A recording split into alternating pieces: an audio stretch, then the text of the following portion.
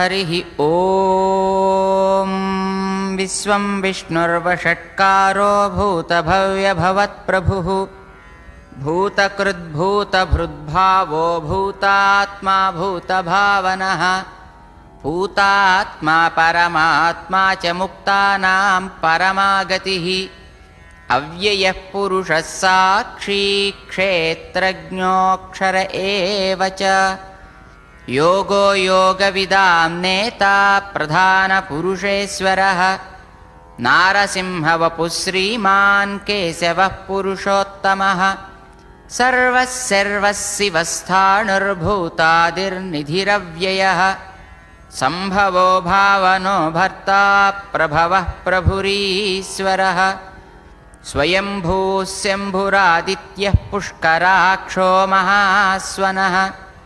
अनादिनिधनो धाता विधाता धातुरुत्तमः अप्रमेयो हृषीकेशः पद्मनाभोऽमरप्रभुः विश्वकर्मा मनुस्त्वष्टा स्थविष्ठस्थविरो ध्रुवः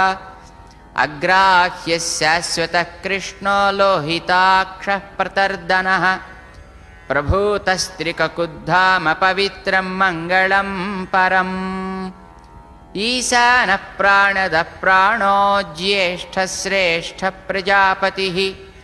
हिरण्यगर्भो भूगर्भो माधवो मधुसूदनः ईश्वरो विक्रमी धन्वी मेधावी विक्रमः क्रमः अनुत्तमो दुराधर्षः कृतज्ञः कृतिरात्मवान् सुरेशः शरणं शर्म विश्वरेताः प्रजाभवः अहः संवत्सरो व्याळः प्रत्ययः सर्वदर्शनः अजः सर्वेश्वरः सिद्धः सिद्धिः सर्वादिरच्युतः वृषा कपिरमेयात्मा सर्वयोगविनिःसृतः वसुर्वसुमनाः सत्यः समात्मा संमितः समः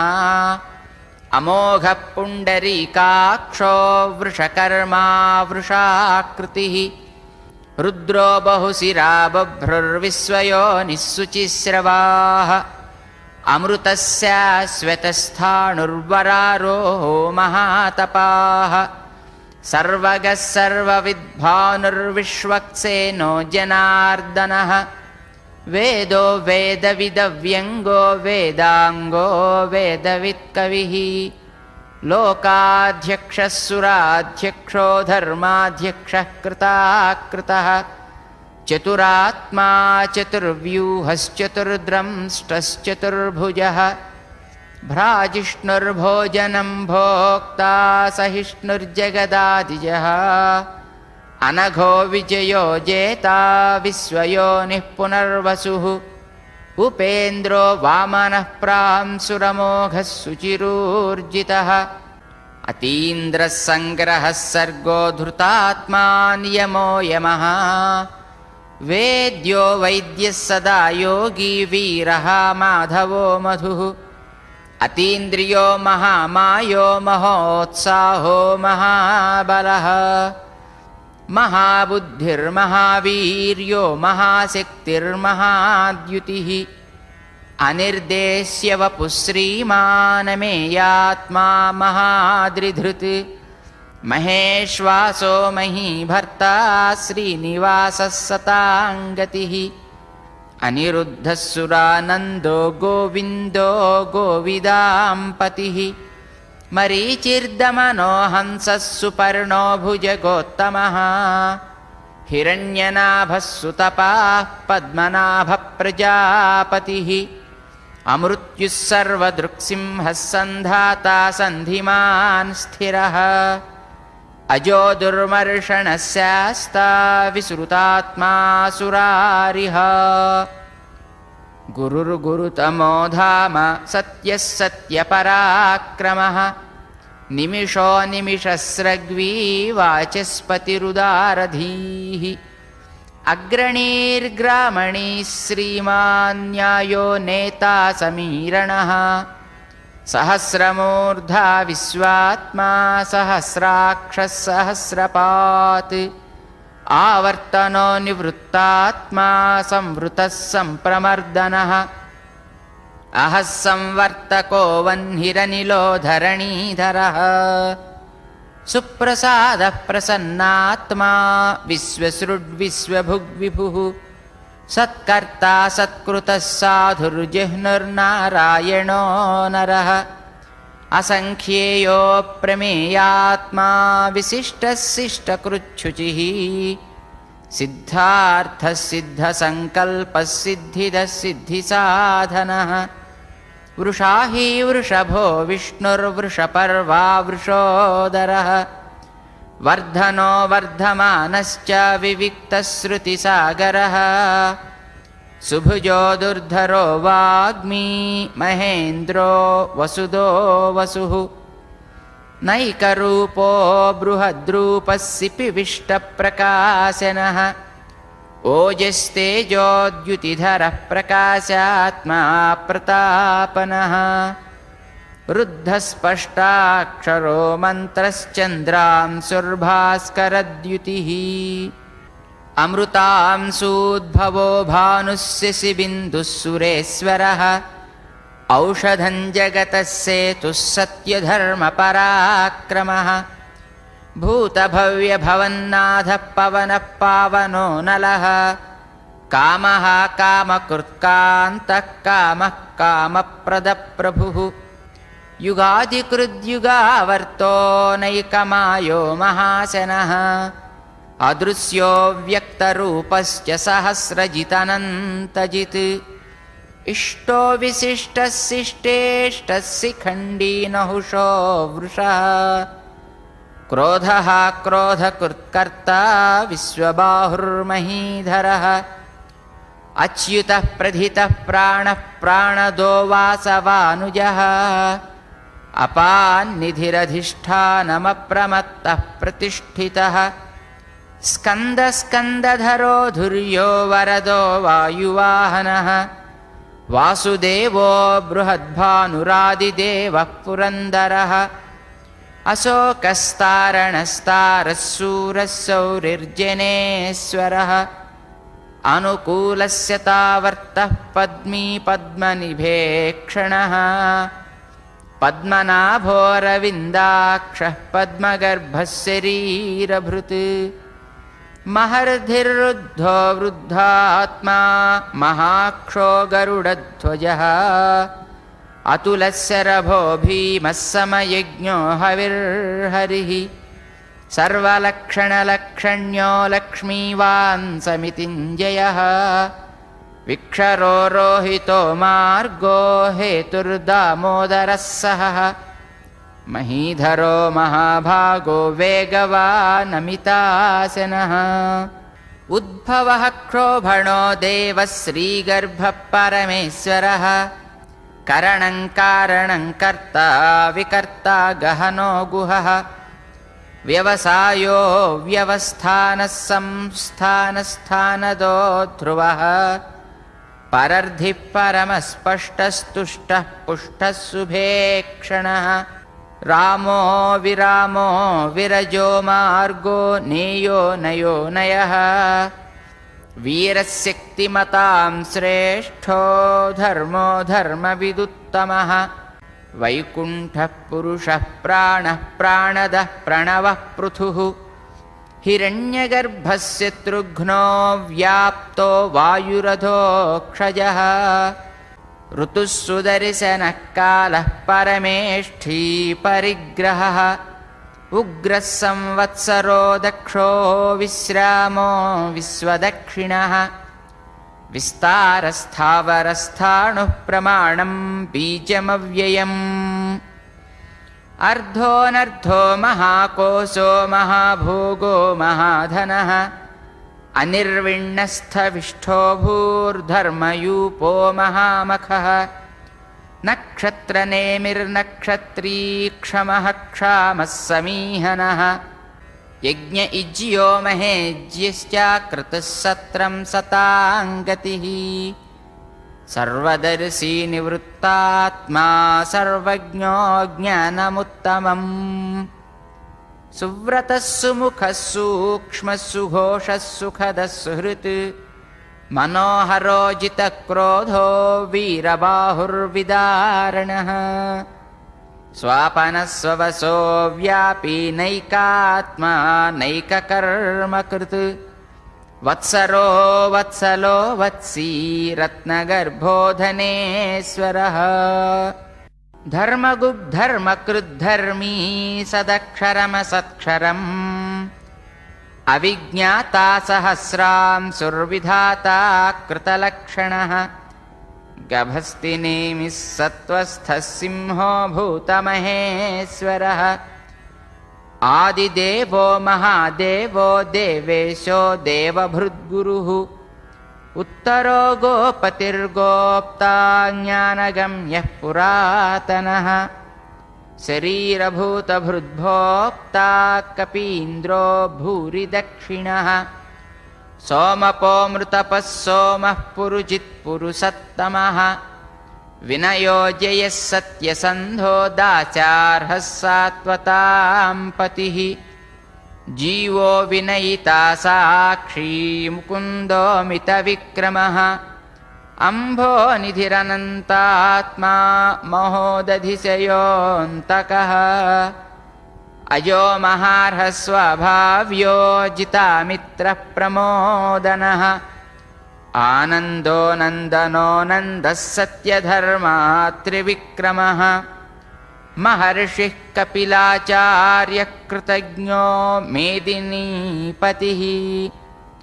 त्रिपदस्त्रिदशाध्यक्षो महाशृङ्गः कृतान्तकृत् महावराहो गोविन्दः सुषेणः कनकाङ्गदी गुह्यो गभीरो गहनो गुप्तश्चक्रगदाधरः वेधास्वाङ्गोजितः कृष्णो दृढः सङ्कर्षणोच्युतः वरुणो वारुणो वृक्षः पुष्कराक्षो महामनाः भगवान् भगः नन्दीवनमाली हलायुधः आदित्यो ज्योतिरादित्यः सहिष्णुर्गतिसत्तमः सुधन्वा खण्डपरशुर्दारुणो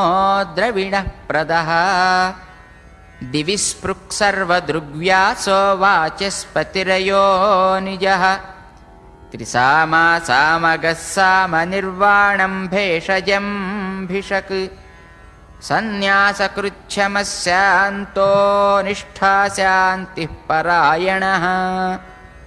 शुभाङ्गः शान्तिदस्रष्टा कुमुदः कुवलेशयः गोहितो गोपतिर्गोप्ता वृषभाक्षो वृषप्रियः अनिवर्ती निवृत्तात्मा संक्षेप्ता क्षेमकृच्छिवः श्रीवत्सवक्षा श्रीवासः श्रीपतिः श्रीमताम्बरः श्रीधः श्रीशः श्रीनिवासः श्रीनिधिः श्रीविभावनः श्रीधरः श्रीकरः श्रेयः श्रीमान् लोकत्रयाश्रयः स्वक्षस्वङ्गस्यतानन्दो नन्दिर्ज्योतिर्गणेश्वरः विजितात्मा विधेयात्मा सत्कीर्तिश्छिन्नसंशयः उदीर्णः सर्वतश्चक्षुरनीशः शाश्वतस्थिरः भूषयो भूषणो भूतिर्विशोकः शोकनाशनः अर्चिष्मानर्चितः कुम्भो विशुद्धात्मा विशोधनः अनिरुद्धो प्रतिरथः प्रद्युम्नो मितविक्रमः कालनेमिनिहा शौरिः शूरः शूरजनेश्वरः त्रिलोकात्मा त्रिलोकेशः केशवः केशिहा हरिः कामदेवः कामपालः कामीकान्तः कृतागमः अनिर्देश्य वपुर्विष्णुर्वीरोऽनन्तो धनञ्जयः ब्रह्मण्यो ब्रह्मकृद्ब्रह्मा ब्रह्म ब्रह्मविवर्धनः ब्रह्मविद्ब्राह्मणो ब्रह्मी ब्रह्मज्ञो ब्राह्मणः प्रियः महाक्रमो महाकर्मा महातेजा महोरगः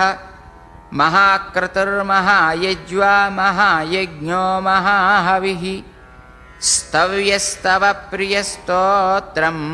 स्तुतस्तोतारणप्रियः पूर्णः पूरयिता पुण्यः पुण्यकीर्तिरनामयः मनोजवस्तीर्थकरो वसुरेता वसुप्रदः वसुप्रदो वासुदेवो वसुर्वसुमनाहविः सद्गतिः सत्कृतिः सत्ता सद्भूतिः सत्परायणः सूरसेनो यदुश्रेष्ठः सन्निवासः सुयामुनः भूतावासो वासुदेवः सर्वासु निलयो नलः दर्पः दर्पदो दृप्तो दुर्धरोधापराजितः विश्वमूर्तिर्महामूर्तिर्दीप्तमूर्तिरमूर्तिमान् अनेकमूर्तिरव्यक्तः शतमूर्तिः शताननः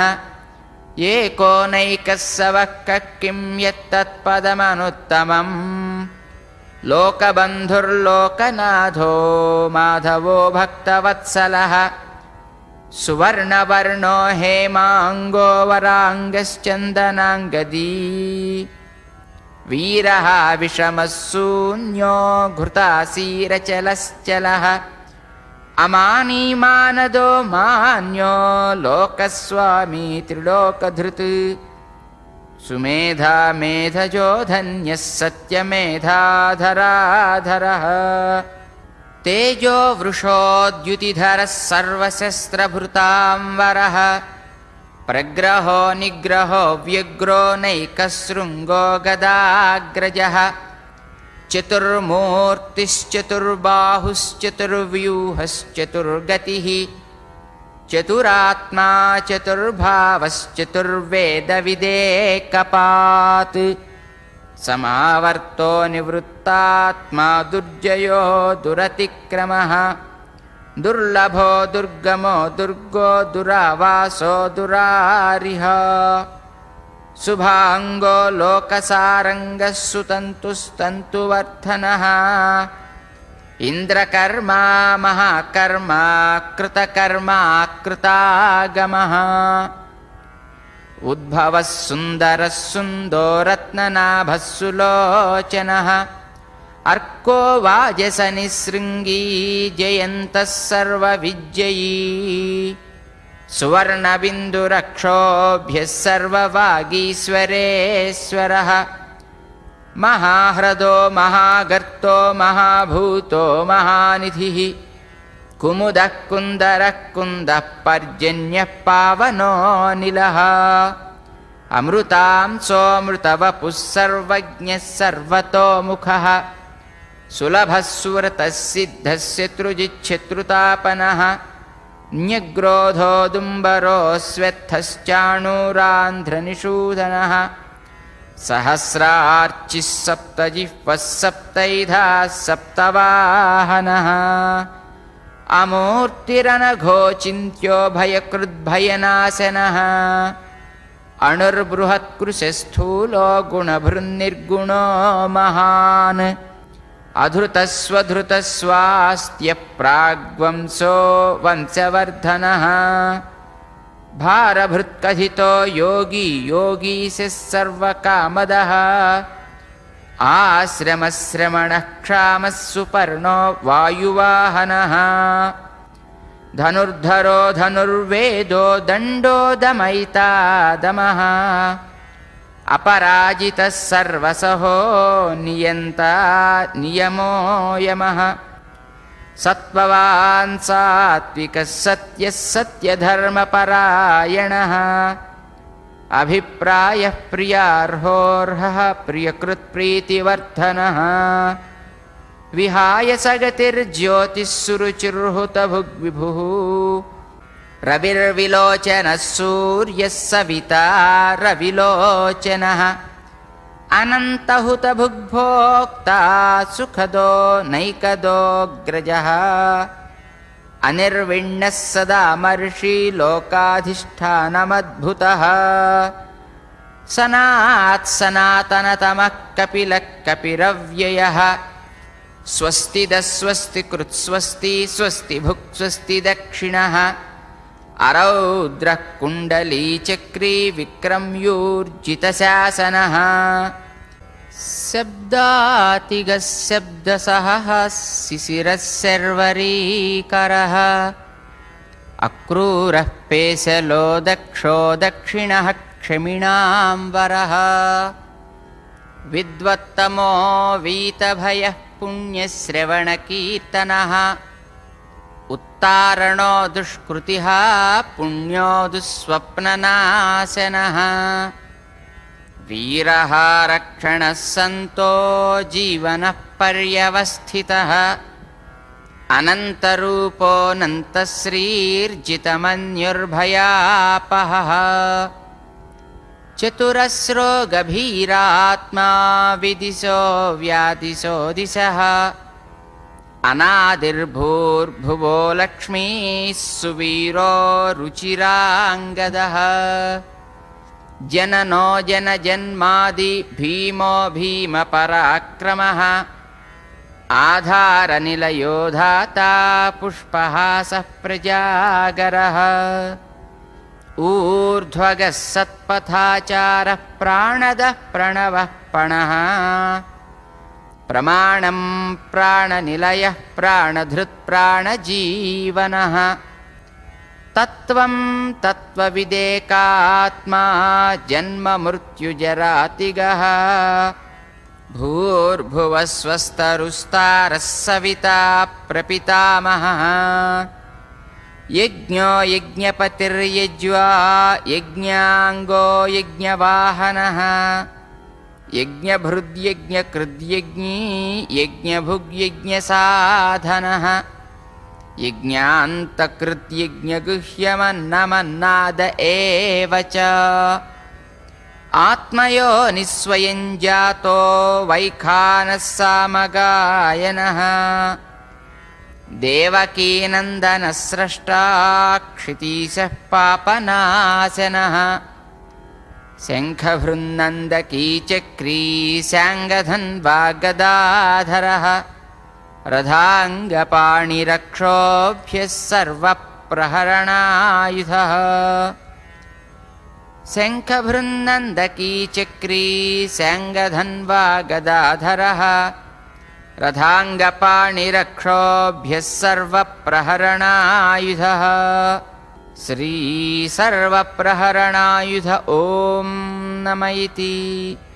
वनमाली गदीशाङ्गी शङ्खी चक्री च नन्दकी श्रीमान्नारायणो विष्णुर्वासुदेवोऽभिरक्षतु वनमाली गदीशाङ्गी शङ्खी चक्री च नन्दकी श्रीमान्नारायणो विष्णुर्वासुदेवोऽभिरक्षतु।